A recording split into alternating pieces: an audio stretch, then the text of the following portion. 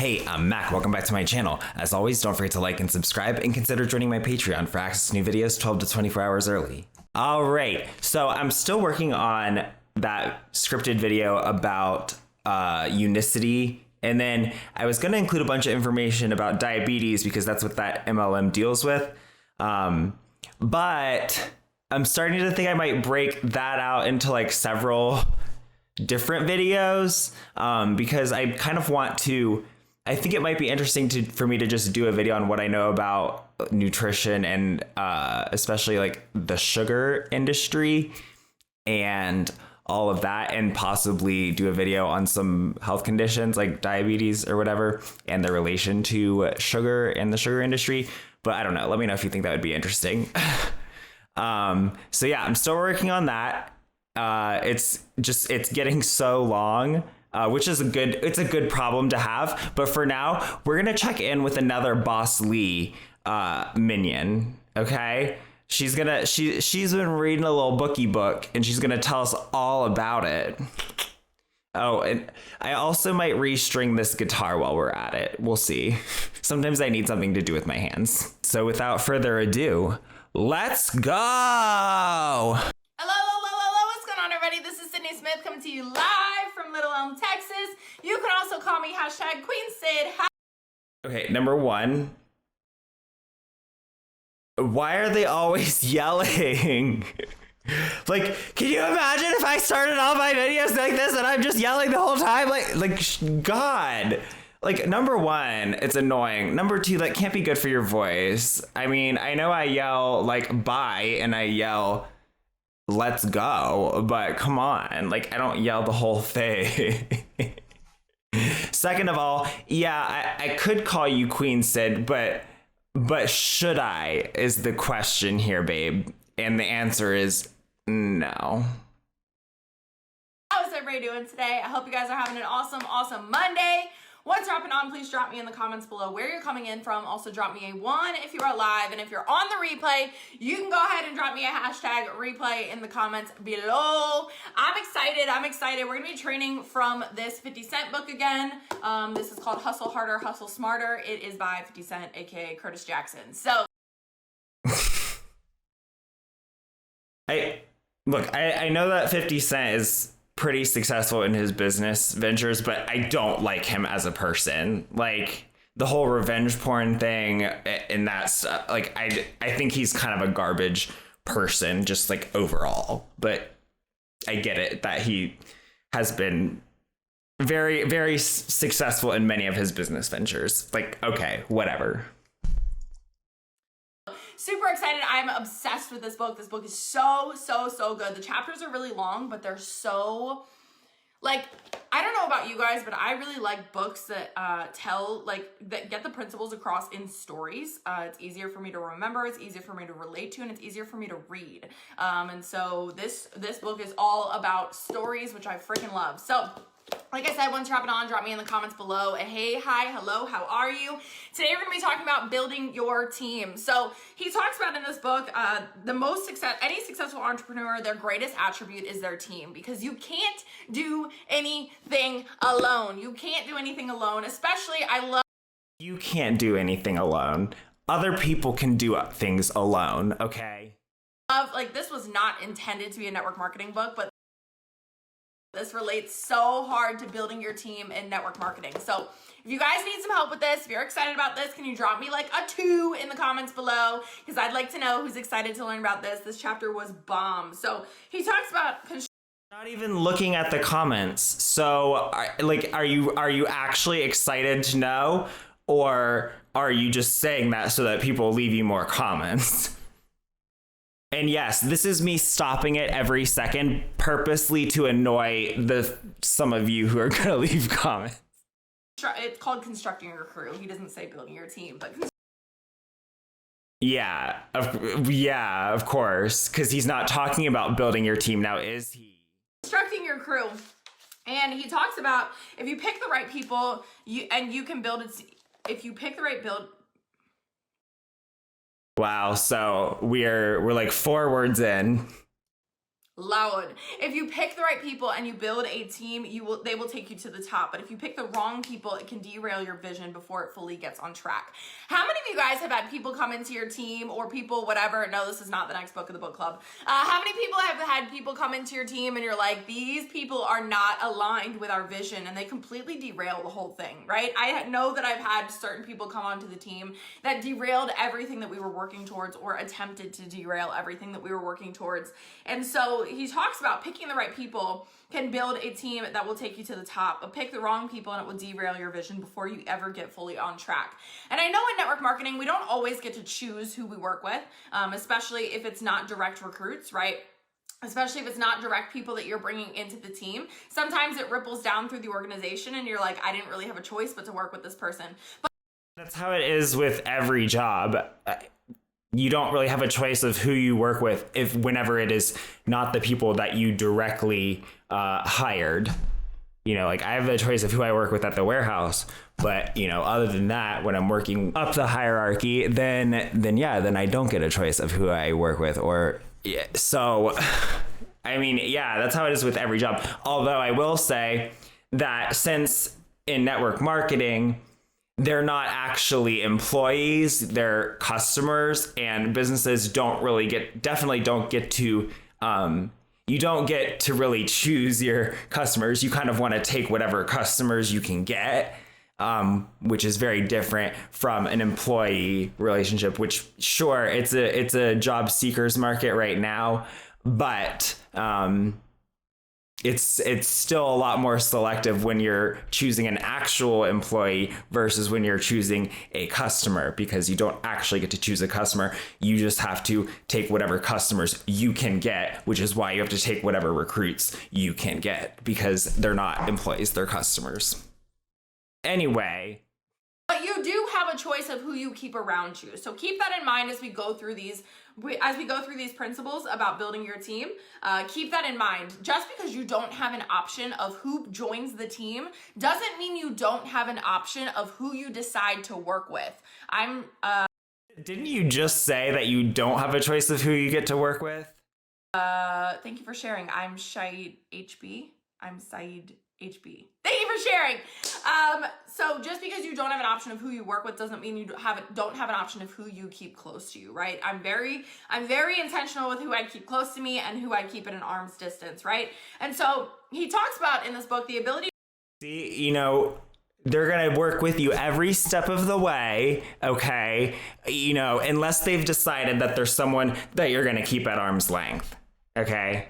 But like other than that, they're going to work with you every step of the way. It's so easy. They're going to hold your hand. Okay. You're never going to be lost, unless they decide to keep you at arm's length. To recognize character or lack thereof is just as critical on a corporate level, right? So he talks about how on the streets, it's really, really important to be able to recognize who has good character and who has bad character. And so when you're bringing people into the team, sometimes in network marketing, we get so antsy to just build a team. We get so anxious to just build a team that we forget to look at character. Have you ever recruited somebody because you were just like, oh my God, finally somebody is interested in the business, and then they come onto the team? Have you ever? That's all you do. That's all you do. That's every time. Yes, that's all you ever do.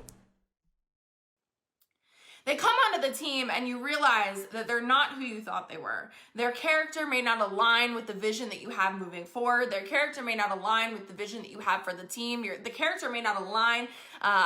Annalise Cunningham, thank you for sharing.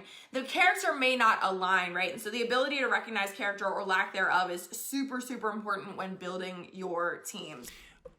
How do you figure it's important? How in what way is being able to recognize character important? Are you going to be like all the way through recruiting someone and then you realize they have bad character and you're just going to be like, oh, actually, no, you can't sign up? Really? So what is the difference made by recognizing their character or not? Because either way, you're going to still recruit them. because I'm sorry, but there's no way any of you have ever once declined a recruit for any reason. No, if they want to sign up, you're going to take them. So the first thing that he talks about, the first principle that he talks about when building your team is, I would rather be robbed than be betrayed. So he talks about rather be robbed. And so he talks about this whole chapter, or this whole portion of the chapters is about being betrayed. And he said, to me, the thing that is worse than death is betrayal. You see, I can conceive death, but I could not conceive betrayal. If you only surround yourself with people from your past, then, so this is the next part. But betrayal is one of the biggest things that people experience when they're building their team, right? You think that somebody is so close to you, you allow them into a leadership position, you allow them into a position of power in your team. Have you ever done that before? I have, where I've really trusted somebody and I've allowed them into a position of power onto our team, and they ended up betraying me. They ended up raiding our team. They ended up running through and raiding our team. And so this idea of being able to identify.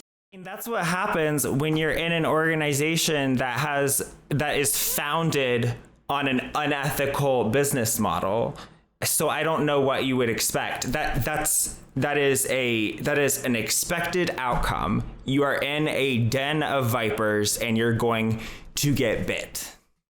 Character is so vital in this industry. It's so vital when building your team. It's so vital when allowing people to step up in the business, when allowing people to step up within your team, right? And so remember to always allowing. What authority? You have no power here. You have no power here. You're not even an employee of the MLM. You have literally no authority whatsoever over anyone on your team. What are you going to do? There's nothing you can do. There's no repercussions. You have no power. So stop. Recognize people's character and trust your instincts. Like, this is important. Trust your instincts, okay? And so he talks about when you're building your team, this also means, like, who are you building in your life outside of your team, right? So, like, who are you allowing into your energetic space? Who are you allowing into your space currently? And I think about this a lot because the people that surround me in my life have changed so much inside of business and outside of business, right? So he talks about, if you only surround yourself with people from your past, then chances are the past is where you'll be stuck. How many of you guys refuse to give up on friendships that you know are holding you back? How many of you guys refuse to leave friendships behind that you know are causing a ceiling in your life? How many of you guys know that you are holding on to people in your life that are holding you back?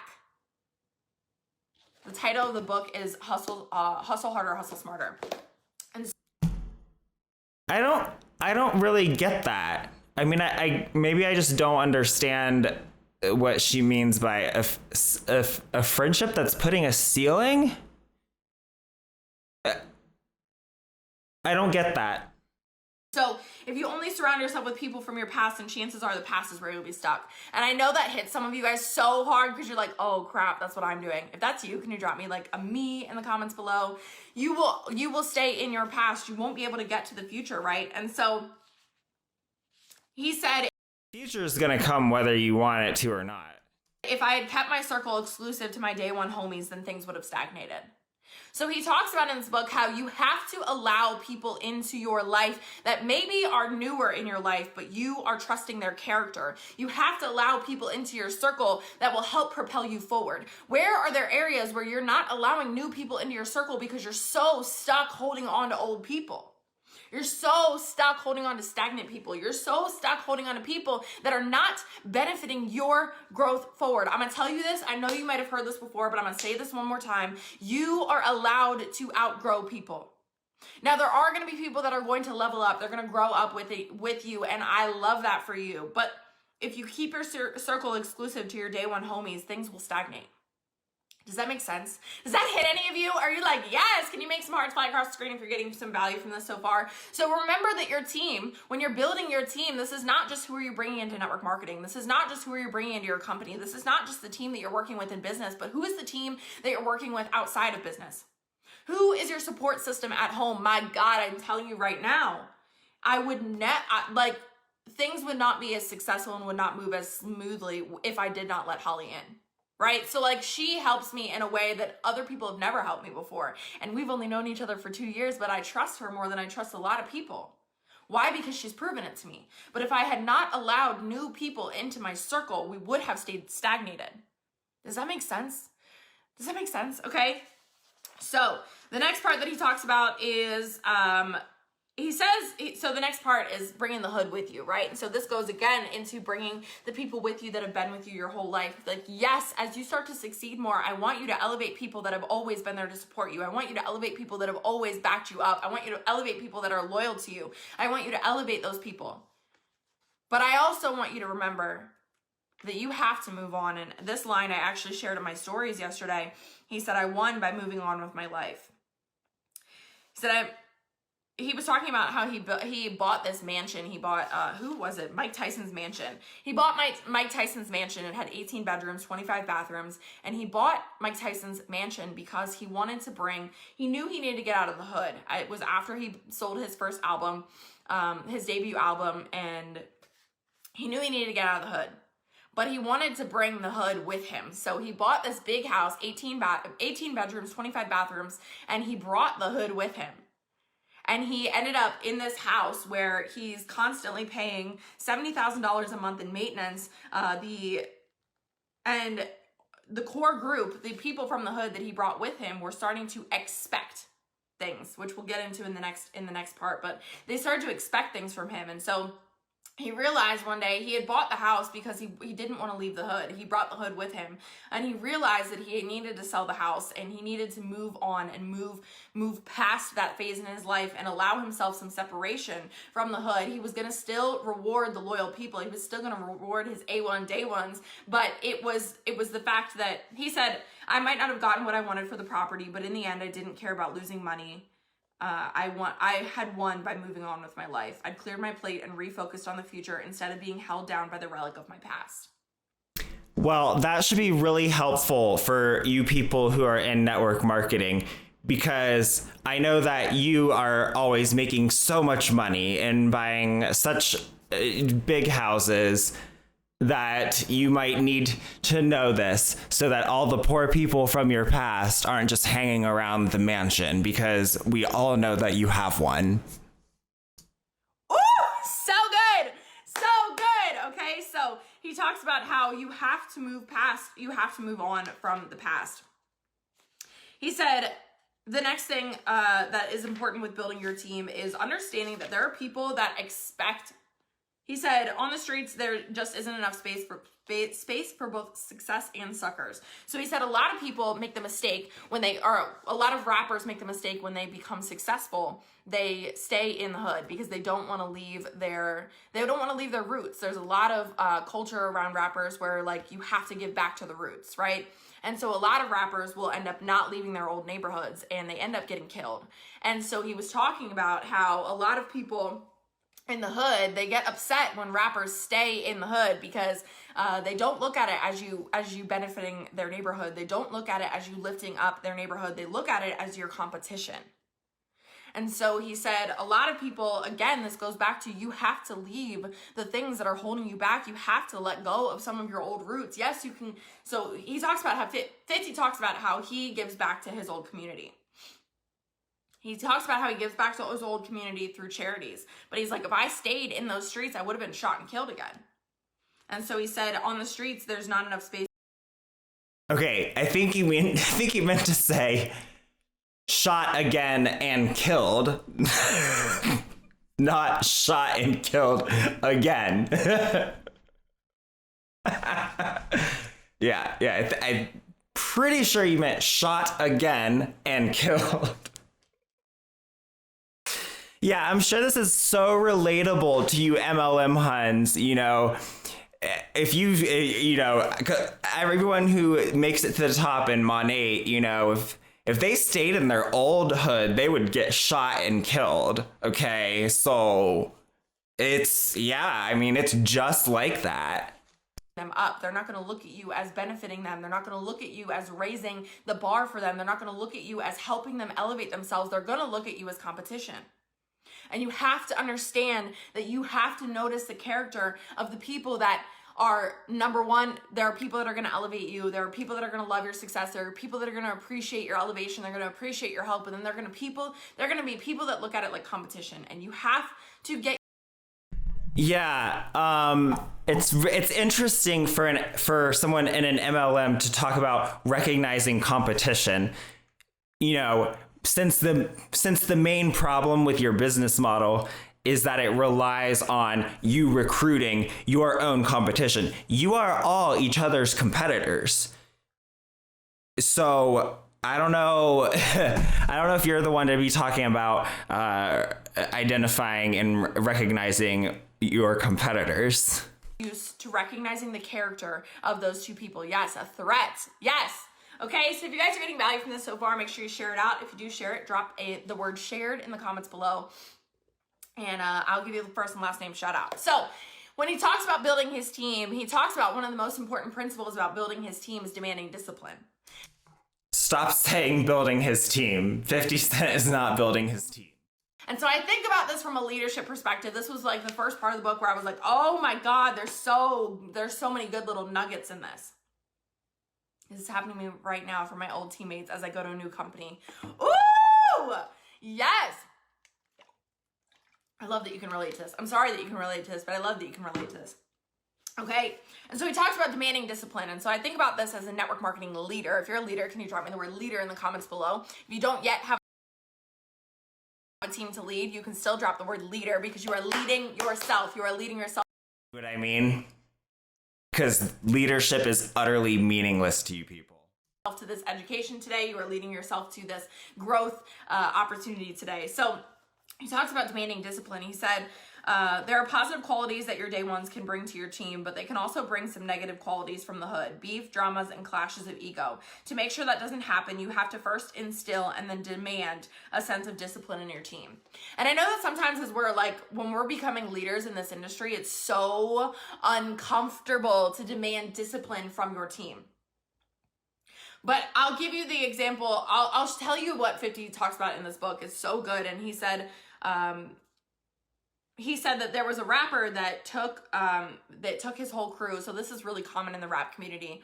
The rapper took his whole crew on tour, and unfortunately what happens sometimes in the rap community or with the crew is that the crew starts to think they made it because the rapper made it. And so they start to get these really big egos, right? And when you're on tour, there are like women throwing themselves at you. There's tons and tons and tons of things to beef about. And so this rapper made the mistake of not the mistake of taking his people on tour, but the mistake of not instilling discipline, not demanding discipline. And so his crew started fighting each other over girls, over drugs, over whatever. And he said it wasn't it wasn't as strategic was his failure to keep them in check. And so this rapper ended up losing everything. He ended up losing tours. He ended up becoming like kind of blackballed in the industry because nobody wanted him around, because with him came drama. With him came cancellation of tour events. With him came an expectation that things would not be brought together, right? And so, or things that would not be completed. And so he failed to keep his crew in check, which ended up being his demise. And he said when the impulse to bring Queensbridge with him, while the impulse to bring Queensbridge with him was understandable, their presence came at the expense of his overall growth. And so when you don't demand discipline in your team, when you don't demand that your team follows the principles of the team to maintain the culture, it will end up being your demise, right? And so you'll start seeing, I think of this like with network marketing, like network marketing has a bad name, right? Like because people are trained improperly, or maybe they are trained properly, but they don't actually execute properly, and they end up creating drama online, or yeah, I'm sure that's why. It's not because it's a completely unethical business model that 99% of people lose money in. I'm sure it's like the drama of it all. I mean, look, the discipline thing is, in order to instill discipline, you need to have some sort of thing that you can do to enforce it. Otherwise, it's like, well, what are you going to do about it? You can't do anything about it. You're in an MLM. You don't have any recourse, okay? I mean, it's just ridiculous. And it's ridiculous to think that you feel like you can relate to this shit. End up cold messaging and then starting fights with people, or they end up with these super sassy, like aggressive posts on their social media. Have you ever met anybody like this, or have you ever had anybody on your team like this? Yeah, I'm on a live from one right now. That's like their goal in life is to incite drama. They love the fire, they love the fuel. I've had a few people on the team like this.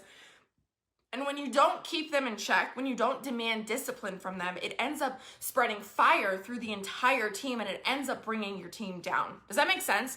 And so 50 was talking about how when he first went on tour, he brought his people on tour like every other rapper does. But he said,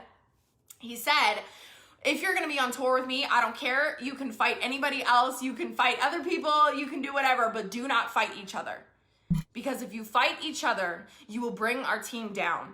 And it will be the demise of all of our careers. It will be the demise of all of our success. And he said, if any of you fight each other, you are on the bus home. This is a one-strike policy. And so exactly, because he can do that, but you can't, because you can't kick people off of your team. That's not how it works. The MLM can terminate someone's contract, but you can't kick someone off your team. He did really, really well until he got to Philly. He said it was in Philly, and they had been sent a bunch of jerseys. Like these, like really whatever. The jerseys were actually meant for 50, but his team started taking the jerseys. And then all of a sudden, two of his people started fighting over these jerseys. One thought that the jerseys were meant for him, and the other one thought the jerseys were meant for him. And so they started fighting over these jerseys. And so 50 said he wakes up one morning at like the crack of dawn, and he can hear a brawl out in the street outside of his hotel. And he looks down, and it is two of his people fighting in the street. And he goes down to the street, and he said, "What the hell is wrong with you guys? What are you doing?" And he breaks up the fight. He said, "What are you doing?" And they say, "Oh man, you know, this guy, da da da da." And they start bickering back and forth. And he said, "No, you're both on a bus home." And they both looked at him like, "What? You're serious?" And he said, "When I said zero tolerance, I meant zero. If you're going to maintain control of your team, you must make them respect the repercussions." And so I ask you to evaluate in what places are you super lenient with your team and you don't uphold the standards and you don't uphold the values that you placed in your team, right? 50 knew that if his team started fighting with each other, it was going to be the end of his career. And so he had to uphold the standards. He said, "I told you at the beginning of this tour, do not fight each other. If you do, you're going home." And when they fought each other, they went home. Can any of you guys relate to this? You can drop me a yes in the... What are you talking about? Like, what? So what is your equivalent of putting them on the bus home then? Because you can't kick them out of the MLM, and, you know, you're talking about people raiding your team. Well, that's what's going to happen because you don't have any actual real enforcement power. Like, duh. Comments below, okay? And so he said you have to uphold the repercussions of the things that you put in place. You have to uphold the repercussions of the things that you put in place. And so... Okay, well, what's the repercussions, miss? What are they? Yeah, that's right. There aren't any. In what areas are you allowing your team to walk all over you? In what areas are you not withholding your boundaries? Are you not upholding your standards? I know that sometimes our team thinks I'm mean. I know they do. I love that Kim's on here because she's on our team. I know that sometimes the team thinks I'm mean. But it's because I hold them to a higher standard. It's because I see the bigger vision. They might not see the vision yet. And that's the problem with these entourages that these rappers bring on tour with. Is that the entourage doesn't see the bigger vision. They think that because they're on tour, they've made it. And they think that because they're on tour, that the success of the rapper is their success. And that's the next part that he talks about. He says, whenever... Wow. So you guys think you're on tour. Okay. Like, you think you've made... Okay. Like, they talk like they're so, like, grandiose about it. Like, well, the vision. They don't see the bigger vision. Like, what? Like, dial it back. Settle down. You're an MLM, hun, okay? You're in a pyramid scheme. Like, chill.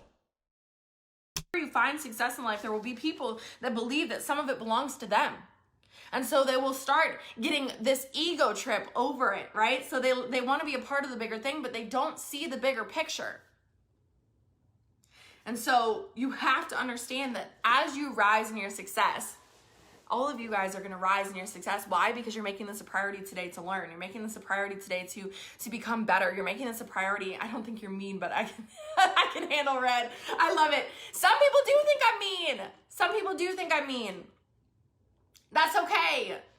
I'm just firm in my boundaries, okay? And so he said, when this happens, when you get to this point in your career where you have to uphold standards, he said, you won't have the luxury of carrying anyone that can give you that anyone giving you less than their best. No matter what position you're in, when you make the rules that benefit the collective good, you need to enforce them.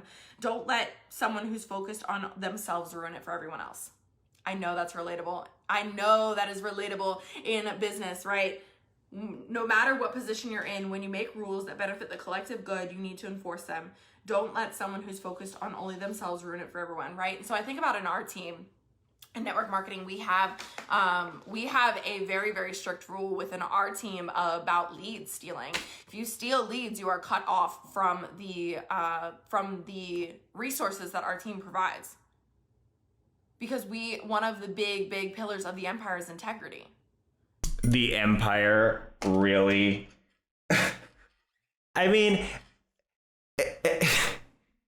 again, you're in a den of vipers. You're gonna get bit. And also, for people to see your success and to think that it's also their success or whatever, and to expect some of it, you would need to have success for them to envy in the first place, and you don't.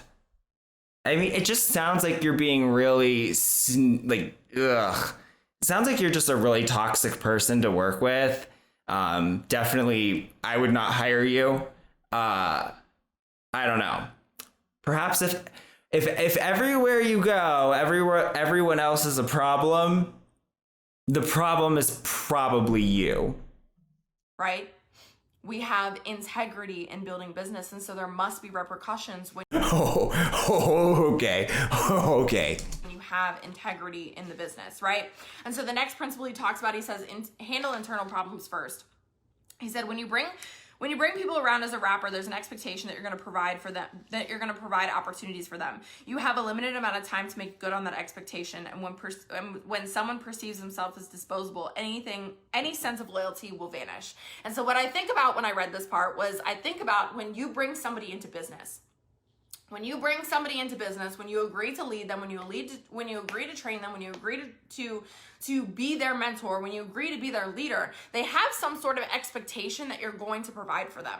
And you have to provide for them quickly, right? Or else their loyalty will fail. So if you've ever joined a network marketing company and you've kind of been ghosted by your leader, you know exactly what I'm talking about. When you ghost your new recruits, when you ghost the people that you bring into business, when you ghost the people that you agree to mentor, their sense of loyalty disappears. Does that make sense?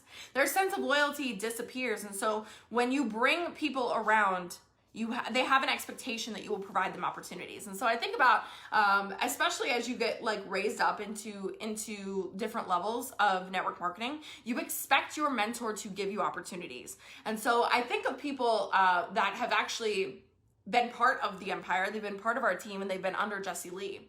And they had certain expectations of Jesse Lee to I thought they were under Boss Lee. Provide them with opportunities. And when they didn't get provided with the opportunities because they weren't matching the expectations, right? When they weren't providing for the organization, when they weren't matching the expectations, they weren't given the opportunity, and their loyalty flipped like this. Their loyalty flipped like this. So you have to be firm with your expectations of the team so that when they don't meet the expectations and therefore you don't provide them with opportunities, there's a level of communication of, well, I expected this from you. Does that make sense? This is like maybe more. Yeah, and I'm sure you're very clear about what you were expecting, and you're not at all like subtweeting and vague booking about it. More of a leadership conversation than it is of a building your team conversation, but it's allowing that culture to be cultivated. He said, if you bring a bunch of wolves into your circle, you better be damn sure to feed them. Otherwise, it won't be long before the pack turns on you. So when you decide to bring people into business in network marketing, when you decide to bring people into business, when you decide to be a leader, you're bringing a pack of wolves around you, and you better be ready to feed them or they will turn on you. And I think about, there was about 2 years ago, 2.5, Yeah, y'all are more like hyenas. 2 years ago. About 2 years ago, there was like a mass exodus on our team. There was one leader, I use it in quotation marks because whatever. There was one leader that ended up taking a huge chunk of the team with her. And I look back and I can blame everybody else around me, but I chose to blame myself. And I chose to look at the things that I did not provide them. I chose to look at the things that pack of wolves made damn sure, I didn't feed that pack of wolves, and so they made damn sure to turn on me. Does that make sense? So make sure that you're handling your internal affairs, internal issues, before they become external issues, right? And he said, the next part of building your team is you need to be able to provide encouragement. To be a truly effective leader, you also have to be able to motivate people with encouragement. What's up, Queen for Life? You have to be able to encourage people you have to be able to motivate people with encouragement. He said, he was talking about, he was a coach for Floyd. What is his name? Where's his full name? Floyd, the boxer? Mayweather. Wow, I can't find his full name right here. So he was talking about how Floyd was going into a boxing ring, and it was an opponent that he had beat before. And so does somebody know the name? Can you drop it in the comments? And he was going against an opponent that he had beat before. And so he was he was in the back room joking around, and he was in the back room, Mayweather, thank you, Floyd Mayweather. And he was in the back room, I knew it started with an M. He was in the back room joking around with his boys, his entourage, and 50 said he walked into that dressing room and he was immediately uncomfortable with how comfortable Floyd was. And so he had to get Floyd into the space of, this is a competition. Just because when you go into a competition and you expect to win, that's the worst place that you can ever be in. And he said confidence is great, but too much of it makes a fighter vulnerable. Even someone like Floyd, arguably the greatest defensive fighter of all time, should never allow himself to believe that his opponent isn't capable of knocking his head off.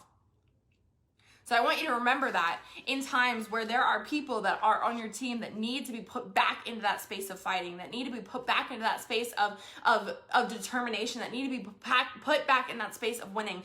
As a leader, it is your job to put the competition back into people.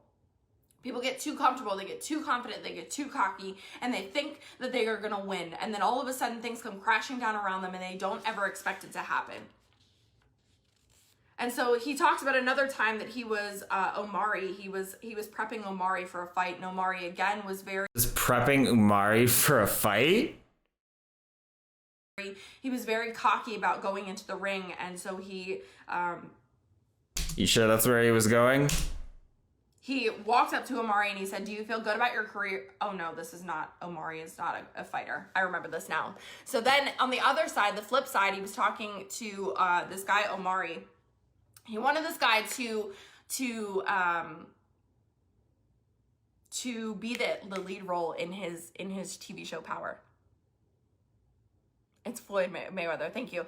To be the lead in his TV show Power, and so he saw him perform on another show, and he was like, that's the guy that I want for my main character. And so he put him at the top of the call list, and the guy went in and read the lines, and he was like, I don't know, and he kind of did like a piss poor job.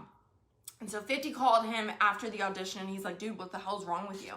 And Omari's like, I don't know, dude, I don't know, I just wasn't feeling the character. And 50's like, dude, what do you mean you don't see the character? And Omari's like, whatever. He's like, 50's like, dude, they're gonna give it to somebody else. And yeah, I'm sure 50 said, dude, I put you at the top of the call list. And Omari said, whatever, if they feel like somebody else is better fit for the role, then give it to them. And 50 said, do you feel good enough about your career to just walk away from a starring role without giving it your best? Do you have a strong plan B for what happens when someone else gets the role and all the glory? If so, fine. But if you don't, you better get back in there and read that role the way I know you can.